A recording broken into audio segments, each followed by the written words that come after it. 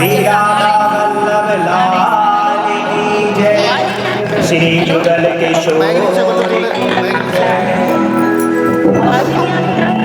श्री भक्तमाल जी की जय, गंगा मैया यमुना की जय, जगत जननी श्री गौ माता की जय, भारत माता की जय, अनंत बलवंत श्री हनुमान जी महाराज की जय, देवादिदेव महादेव भगवान की जय, सब भक्तन की जय, सब विक्रम की जय, सब ब्रजवासिन की जय, जय जय श्री राधे, जय जय श्री राधे, जय जय श्री राधे, प्यारे गिरधर लाल की जय।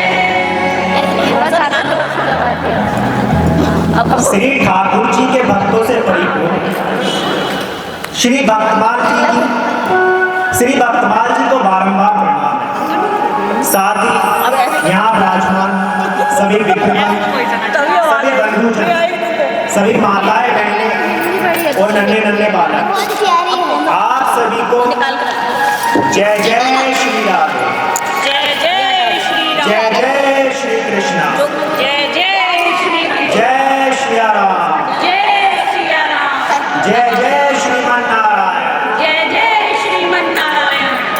तुम्हें सब बातें करने को श्री भक्तमाल जी की पावन कथा प्रारंभ करने से पहले मैं आपको थोड़ा सा इसका विस्तार बता देता हूँ, क्योंकि काफी लोगों ने अभी तक श्रीमद् भागवत सुनी होगी, शायद श्रीमद् भक्तमाल पहली बार सुन रहे हैं। श्रीमद् भागवत जी जो है वो 7 दिन का पूरा श्रीमद् भागवत जी का वो है, लेकिन भक्तमाल जी क्या है जो हमारे श्री कृष्ण जी के भक्त हैं उनके बारे में उनका चरित्र है। अगर हम पूरी भक्तमाल जी सुनाने बैठे तो लगभग आप ये समझेंगे 1 से 1.5 महीने में जाके खत्म होगी, क्योंकि काफी सारे भक्त हैं श्री भक्तमाल जी में। तो हम क्या करते हैं, हर बार एक भक्त का चरित्र लेते हैं और उनके बारे में आपको जो है वो बताते हैं। तो श्री भक्तमाल जी में तो काफी सारे भक्त हैं, लेकिन टाइम इतना नहीं होता, तो इस वजह से एक एक भक्त की कथा हम लेते हैं और वो बताते हैं। तो आज हम लोग जो यहाँ पर हैं वो श्री ठाकुर जी के एक बहुत बड़े भक्त हुए सनातन गोस्वामी जी, शायद कुछ लोगों ने सुना ही हो। हमारे वृंदावन में सप्तनिधि हैं। वो सप्तनिधि हमारे कौन कौन से हैं? सप्तनिधि हैं हमारे श्री गोविंद देव, श्री मदन मोहन, श्री गोपीनाथ और श्री राधा रमन, श्री राधा वल्लभ, जुगल किशोर और हमारे श्री बाके बिहारी। अब इन्हीं सप्त नदियों को हमारे वृंदावन में जो ठाकुर जी के जो भक्त हुए उन्होंने प्रकट किया है, और ये सारे के सारे ठाकुर जी हमारे प्रकट होके हमें आज दर्शन दे रहे हैं। तो जो हमारे सप्तनिधि हैं, जैसे हमारे गोविंद देव जी, इनको जो प्रकट किया है वो प्रकट किया है रूप गोस्वामी जी ने, और जो हमारे मदन मोहन जी हैं उन्हें प्रकट किया है श्री सनातन गोस्वामी जी ने, और जो हमारे गोविंद देव जी हैं उन्हें प्रकट किया है श्री मधु पंडित जी ने, और जो हमारे चौथे हमारे ठाकुर जी हैं श्री राधा रमन जी, उनको हमें प्रकट किया है श्री गोपाल भट्ट गोस्वामी जी ने। ऐसे ही हमारे जो 5वें ठाकुर जी हैं श्री राधा वल्लभ जी, उन्हें प्रकट किया है श्री हितरवंश महाप्रभु जी ने। ऐसी जो हमारे 6वें ठाकुर जी हैं युगल किशोर जी, उन्हें प्रकट किया श्री हरिराम व्यास जी, और जो हमारे 7वें और अंतिम ठाकुर जी हैं श्री बाके बिहारी, उन्हें प्रकट किया है श्री स्वामी हरिदास जी। अभी हमारे वृंदावन में केवल 3 ही ठाकुर जी विराजमान है। बाकी ठाकुर जी हमारे जो है वो जयपुर प्रस्थान कर गए थे। इसकी कथा मैं बाद में आपको सुनाऊंगा, वो क्या रीजन था और कह सकते क्या कारण था और मतलब किस वजह से उन्होंने जो है वृंदावन को छोड़ के वो जयपुर में अपना स्थान ग्रहण किया। तो इस तरह से 60 ठाकुर जी हमारे जो है वो वृंदावन में होने के बाद हम लोगों को जो है वो दर्शन दे रहे हैं। 2 भाई थे, रूप और सनातन। इन दोनों पर श्री चैतन्य महाप्रभु जी की इतनी बड़ी कृपा थी कि ये लोग उनके सानिध्य में आने के बाद में ठाकुर जी के प्रति इनका प्रेम भाव इतना बढ़ गया कि ऐसा नहीं है कि कोई साधारण परिवार से हो, ये दोनों भाई बहुत अच्छे परिवार से थे, लेकिन फिर भी श्री चैतन्य महाप्रभु जी के साथ आने के बाद में इन्हें ठाकुर जी के प्रति इनका प्रेम भाव इतना बढ़ा कि सब कुछ छोड़ छाड़ के वृंदावन। अब सब कुछ छोड़ के आने के बाद में ये जब वृंदावन में आके तो जो हमारे रूप गोस्वामी जी थे वो तो वृंदावन में रहने लगे, और जो सनातन गोस्वामी जी थे वो आपके मथुरा चले गए, मथुरा में रहने लगे। यमुना तट के किनारे वो भी कुटिया बना के वहां पे रहने लगे। तो सनातन गोस्वामी जो है रोज ठाकुर जी की सेवा करते हैं और उनके चित्त में इतनी विहलता आती, इतने आंसुओं के साथ में वो ठाकुर जी को पुकारते कि ठाकुर जी आप इसी बीच वृंदावन में हो, आप यहीं प्रकट हुए थे, लेकिन मुझे आप कब दर्शन दोगे। इसी कारण क्योंकि ठाकुर जी जो है, ठाकुर जी तो अपने भक्तों की जहां भी हो, अगर भक्त सच्चा है और उसके चित्त में केवल ठाकुर जी के प्रति प्रेम भाव है तो ठाकुर जी तो कहीं भी हो, वो वहीं पे अपने भक्त के लिए जरूर पधारते हैं। तो एक दिन क्या हुआ, जब रूप गोस्वामी जी यमुना जी के किनारे बैठकर तपस्या कर रहे थे तो उन्हें दूर से एक छोटा सा नन्हा सा बालक आता हुआ दिखाई दिया। अब जैसे ही उन्हें छोटा सा बालक को आता दिखाई दिया तो उन्होंने देखा कि वो एकदम अद्भुत बालक, एक अलग सा ही तेज। तो जैसे धीरे धीरे बालक उसके उनके पास में आया तो वैसे ही जो है रूप गोस्वामी जी अपनी तपस्या से उठ गए। अब जैसे ही वो उठे तो वो बालक उनके पास ना आके वापस वहां से चलने लगा। अब जैसे वो बालक धीरे धीरे चलने लगा तो रूप गोस्वामी जी भी उसके पीछे पीछे चलने लगे। अब जैसे ही वो थोड़ी दूर बालक पहुंचा तो जैसे एक मिट्टी की चट्टान टाइप होती है छोटी सी, तो उससे थोड़ी दूर जाके वो बालक अंतर ध्यान हो गया। अब जब रूप गोस्वामी जी ने वहां पे देखा कि वहां पे जाके रुका है लेकिन वहां कोई नहीं है, फिर थोड़ी देर के बाद में जब उन्होंने देखा तो जो एक गाय, जहां पर वो टीला बना हुआ था मिट्टी का,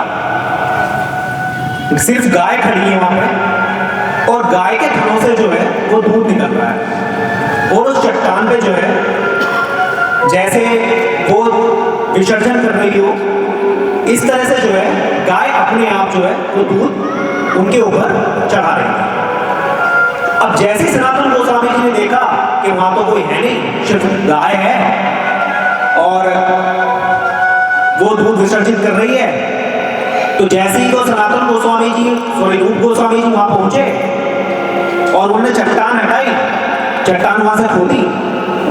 तो जब उन्होंने चट्टान खोदी तो हमारे जो सबसे पहले प्रथम विधि है श्री ठाकुर जी हमारे गोविंद देव जी वहां से प्रकट हुए।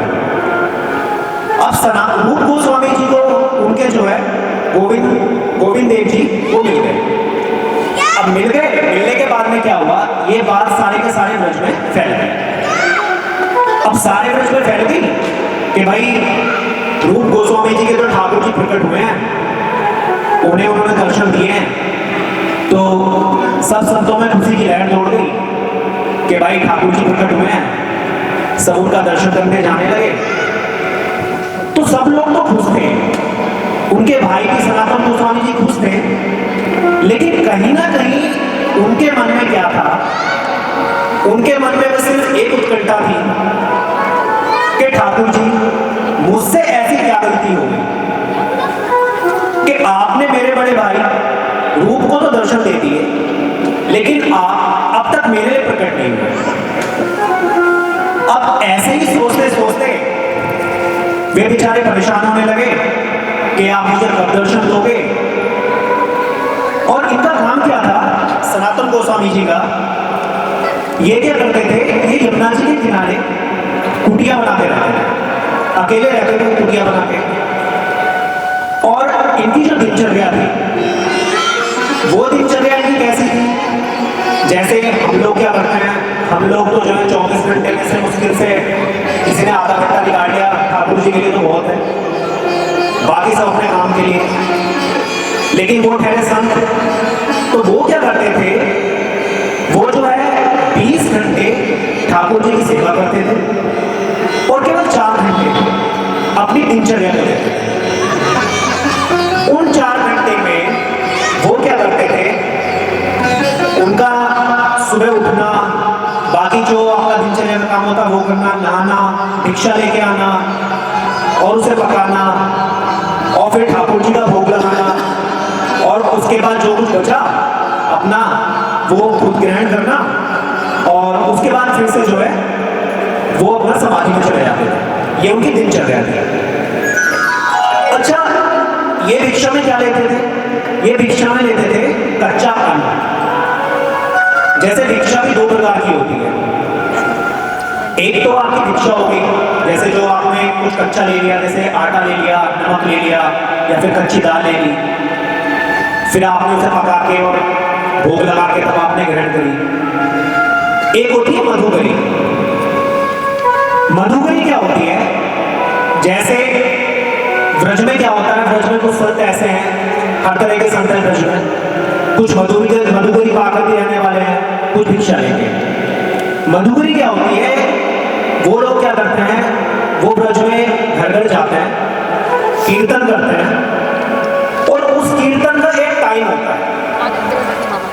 जैसे आपने कभी मतलब कहीं पे देखा हो, जैसे जो गोदोहन का टाइम होता है 5 से 7 मिनट,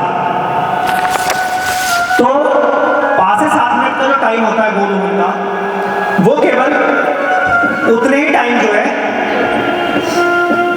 कीर्तन करेंगे आपके घर के सामने, और इतने में अगर आपने उन्हें भिक्षा दे दी तो ठीक, वरना वो आपके यहां से चले जाएंगे। ना ही तो वो घंटी बजा दें, ना ही वो आपकी कुंडली कट कराएंगे। और वो केवल मधुकरी लेते हैं, जैसे जो आपके घर में बना, जो ब्रजवासियों के घर में बना, उन्होंने ठाकुर जी को भोग लगाया, खुद पा लिया, और जो बचा उसे बोलते हैं मधुकरी। और जो भिक्षा होती है, भिक्षा में क्या है कि भिक्षा में जैसे कच्चा सामान ले लिया और फिर पका के अपने आप जो है वो खा लिया। तो सनातन गोस्वामी जी क्या करते थे, सनातन गोस्वामी जी भिक्षा लेते थे, कच्चा सामान लेते थे, केवल आटा लेते थे, कुछ नहीं लेते थे, और उसके मोटे मोटे टिक्कर बनाए और उसी को खा लेते थे। जो बच जाता था वो यमुना जी के तट पे ब्रज की जो नदी होती है उसमें अपना दबा के रख देते थे कि मैं कल फिर से यही पालूंगा। ये उनकी दिनचर्या थी। तो वो क्या करते थे, वो भी भिक्षा के लिए जो है ब्रजवासियों के यहाँ जाकर भिक्षा लिया करते थे। अब जब वो भिक्षा लिया करते थे तो एक बूढ़ी माता जी थी जिनके यहाँ पे वो भिक्षा लेने जाते थे। अब उन बूढ़ी माता जी ने क्या करा, उन बूढ़ी माता जी के यहाँ पे मदन मोहन जी की सेवा विराजमान थी। वो बूढ़ी माता जी जो है वो मदन मोहन जी की सेवा करती थी। अब जैसे ही सनातन गोस्वामी जी उनके दरवाजे पर भिक्षा मांगने जाते और माता जी जो है वो दरवाजा खोलती, और जैसे ही भिक्षा देने के बाद में वो अंदर आती, तो उन्हें क्या प्रतीत होता कि जैसे पूरे के पूरे घर में एक शुद्ध वातावरण, जैसे किसी कोई इत्र की शीशी फैल गई हो, मतलब वातावरण इतना अच्छा हो जाता, इतना खुशबूदार हो जाता कि वो माता जी सोचती कि जब ये बाबा भिक्षा लेने आते हैं तभी ऐसा क्यों होता है। उनके मन में बार बार ये बात आती। तो होता क्या था कि दो चीजें, एक तो ये कि हम ठाकुर जी से प्रेम करते हैं, हम ठाकुर जी को चाहते हैं, ठाकुर जी के प्रति हमारे चित्त में जो है दृढ़ विश्वास है, प्रेम है, भक्ति है। एक तो ये चीज हो गई। दूसरा क्या होता है, कुछ भक्त ऐसे होते हैं जिन्हें ठाकुर जी पसंद करते हैं, और वही सबसे बड़ी बात है। हम तो ये कहते थे कि हमें ये पसंद है, लेकिन अगर चार लोगों में खड़ा होकर कोई ये कहते नहीं ये मेरा है और ये मुझे पसंद है, ठाकुर जी ये कहते हैं कि ये मेरा भक्त है, तो उससे बड़ी बात क्या हो सकती है।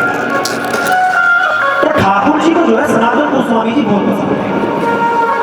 इसलिए होता क्या था, जैसे ही सनातन गोस्वामी जी भिक्षा के लिए आते तो बूढ़ी माता जी की जो पूरा घर था वो वहां का वातावरण बहुत अच्छा हो जाता और एक खुशबू से फैल जाती, क्योंकि ठाकुर जी इससे प्रसन्न होते हैं तो माँ का वातावरण वैसे ही बहुत अच्छा हो जाता है। तो इस वजह से सारा वातावरण सनातन गोस्वामी जी के आने से बहुत अच्छा हो जाता है। अब होता क्या है, जैसे मैंने आपको बताया कि सनातन गोस्वामी जी 20 घंटे तपस्या करते थे और 4 घंटे केवल अपना जो है वो भजन कीर्तन करते थे। तो होता क्या है कि हम तो केवल बहुत कम टाइम देते हैं भगवान जी के लिए। आपने ये देखा होगा कि जो संत महात्मा है, जो तपस्या करते हैं, वो जब आते हैं, आपके घर आ गए या नहीं भी आ गए, तो जब आप लोग उन्हें देखते हो तो आपका मन, आपका जो हृदय है उनके प्रति एकदम प्रेम भावना, जो साधु संत होते हैं, आपको आपकी जो प्रेम भावना है वो एकदम बढ़ जाती है। ऐसा क्यों होता है? अगर आप साधारण किसी आदमी को देखोगे तो इतनी जल्दी आप ना ही तो उसके प्रति समर्पित हो पाओगे, ना ही आपको उसके प्रति जो है वो प्रेम भावना आपके चित्त में प्रकट होगी। लेकिन जो तपस्वी साधु संत होते हैं, हम जहां भी उन्हें देखते हैं तो उनके प्रति जो है देखते ही जो है हमारी जो प्रेम भावना है वो एकदम बढ़ जाती है। ऐसा क्यों?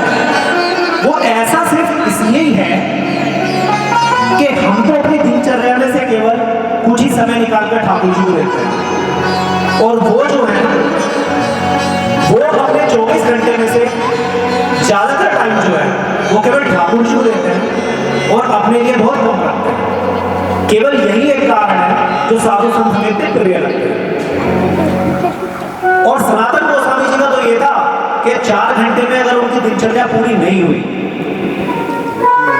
अगर उन्होंने नहा लिए, धो लिए, बाकी दिनचर्या निपटा ली, और उन्हें अगर जो है भोजन बनाने का भी समय नहीं मिला, तो वो क्या करते थे, वो भूखे ही जो है अपना तपस्या में चले जाते थे। और अगली बार भोजन कब करेंगे? फिर वही 20 घंटे बाद, 24 घंटे बाद। तो ऐसी उनकी दिनचर्या थी। अच्छा, ठाकुर जी का क्या है, मैं बताता हूं आपसे कि अगर आप जो है ठाकुर जी के प्रति निष्ठावान बने हो, या आपकी भक्ति बढ़ रही है ठाकुर जी के प्रति, तो ये सब जो चीजें हो रही हैं ये सब आपकी मर्जी से हो रही है।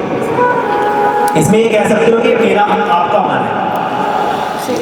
लेकिन अगर ठाकुर जी के प्रति आपकी प्रेम भावना वो बढ़ रही है, ठाकुर जी के प्रति प्रेम बढ़ रहा है, तो आप ये सोचो कि ये जो चीजें प्रेम भक्ति भावना जो बढ़ रही है ठाकुर जी के प्रति, वो आपकी ठाकुर जी की कृपा के बिना नहीं बढ़ सकती। वो ठाकुर जी की कृपा है जो आप उनके प्रति प्रेम कर पा रहे हो, जो आपकी प्रेम भावना उनके प्रति बढ़ रही है। अच्छा, साधु संतों का तो आप ये कहो तो बहुत कठोर नियम होता है। तो ऐसा नहीं है कि हम भी जो है, हम घर गृहस्थी वाले आदमी हैं तो हम लोग भी उस तरह की कठोर तपस्या करें। उनका तो बिल्कुल जीवन अलग ही है और ऐसा ही करने से हमें ठाकुर जी की प्राप्ति होगी, तो ऐसा बिल्कुल भी नहीं है। ठाकुर जी जो रीझते हैं हमारे, वो किसी नियम से नहीं रीझते, वो केवल प्रेम भक्ति भाव से रीझते हैं। तो अगर हम उनके प्रति प्रेम भक्ति भाव रखेंगे तो ऐसा नहीं है कि ठाकुर जी जो हमें स्वीकार ना करें, क्योंकि हमारे गुरुदेव जी बताते हैं कि वो एक ऐसे परिवार को जानते हैं, उनके यहाँ सबसे छोटे जो बालक है उसकी उम्र है 6 साल,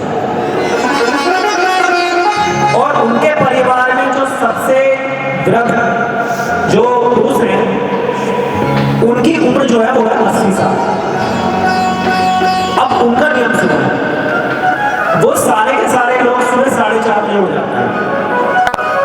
सुबह 4:30 बजे उठे, ठाकुर जी की मंगला करी, स्नान वगैरह कराया, ठाकुर जी का भोग लगाया और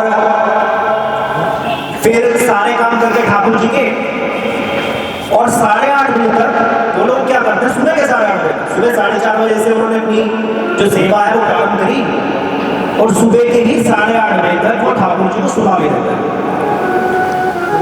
अब हमारे गुरुदेव जी ने पूछा कि भाई आप ऐसे कैसे नियम करते हो?